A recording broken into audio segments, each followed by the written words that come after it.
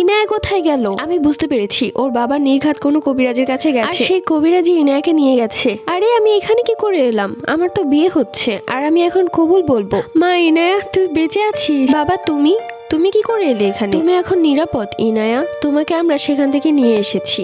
এই তাবিজটা হাতে বেঁধে দিচ্ছি, তাহলে সেই জিনটা তোমার সামনে আসতে পারবে না। কি করছেন এইগুলো? আমার আজকে বিয়ে, আর বিয়ের সময় শেষ হয়ে যাচ্ছে, কেন আমাকে তুলে নিয়ে এসেছেন? মা, ইনায়া তুই এগুলো কি বলছিস? তোর বিয়ে তো রাফির সাথে। কিসের রাফি? আমি ওকে পছন্দ করি না, আমি শুধু কাইফকে ভালোবাসি। তোর মেয়ে সেই জিনের প্রেমে মগ্ন, তাই সে সেই জিনকে ছাড়া কিছুই বুঝতে পারছে না। এই তাবিজটা তোর মেয়ের হাতে শক্ত করে বেঁধে দে, তাহলে সেই জিনকে ভুলে যাবে। বাবা তুমি এটা কি করছো? আমার হাতে এটা কি বাঁধছো? চিন্তা করিস না মা, আমি তোর ভালোর জন্য এটা বেঁধে দিচ্ছি। বাবা আমরা এখানে কি করছি? আমার না আজকে বিয়ে হওয়ার কথা ছিল। হ্যাঁ তোর তো বিয়ে রাফির সাথে, তো এখানে কি করছি আমরা? তাড়াতাড়ি চলো, এখানে থাকতে আর ভালো লাগছে না আমার। সবাই শান্ত হও, এখনই আমি সেই জিনকে হাজির করব।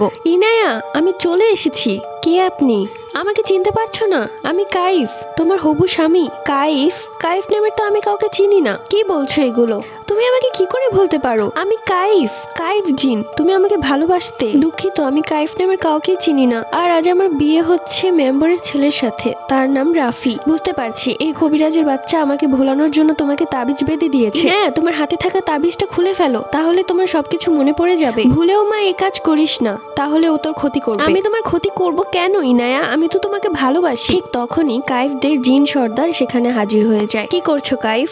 তুমি জিন জাতি হয়ে কেন আমাদের মান সম্মান ডোবাচ্ছ? বিশ্বাস করুন জিন সর্দার, আমি জোর করে ইনায়াকে নিয়ে যাইনি। ইনায়া নিজের ইচ্ছায় আমার সাথে গিয়েছে। ও আমাকে ভালোবাসে, আমিও তাকে অনেক ভালোবাসি। ইনায়া কাইফ কি সত্যি বলছে? কি বলছেন আপনারা? আমি তো কিছুই বুঝতে পারছি না, আর আমি তাকে চিনি না। এগুলো কি বলছো ইনায়া? তোমার কি মাথা খারাপ হয়ে গেছে? তুমি সবকিছু ভুলে গেছো? আসলে জিন সর্দার ওর হাতে তাবিজ বাঁধা, যার কারণে ও আমাকে ভুলে গেছে। এরপর জিন সর্দার কাইফের মা বাবাকে অনেক অপমানিত করে, বলে আপনার ছেলে একজন মানুষ জাতিকে আটকে রেখেছে। কাইফের বাবা মা বলে যে মেয়ে নিজের ইচ্ছা এসেছে, কিন্তু সেটা কেউ বিশ্বাস করে না। ইনায়াকে বাড়িতে নিয়ে যাওয়া হলো। ইনায়ার কোনো কিছুই মনে পড়ছে না, সে যেন সবকিছুই ভুলে গেছে। ইনায়া মা তুই এসেছিস? তুই আমাকে ছেড়ে যাস না মা, আমি মরেই যাব। কি হয়েছে মা? আমি তো কিছুই বুঝতে পারছি না, আমি এখানে কি করে এলাম? আজকে তো আমার বিয়ে হওয়ার কথা ছিল রাফির সাথে। হ্যাঁ আমি তাদেরকে বলে দিয়েছি, তারা সবাই চলে আসছে। কাইফ ইনায়ের সামনে আসতে পারছে না, কেননা ইনায়ের হাতে তাবিজ বাঁধা। দূর থেকে বলছে ইনায়া তোমার হাতে তাবিজটা খুলে ফেলো, তাহলে তোমার সবকিছুই মনে পড়ে যাবে। আমি আর এখানে থাকতে পারছি না, আমাকে যে কোনো সময় চলে যেতে হবে এখান থেকে। কিন্তু ইনায়া হাতের তাবিজ খুলে না। কিরে ইনায়া, তোর কথা খুব মনে পড়ছিল, অবশেষে তুই চলেই আসলি। কেন রে রুম্পা, আমি কোথায় গিয়েছিলাম তুই কি বলতে পারিস? হ্যাঁ তুই তো কাইফ জিনের সাথে ছিলি। কাইফ জিন পরবর্তী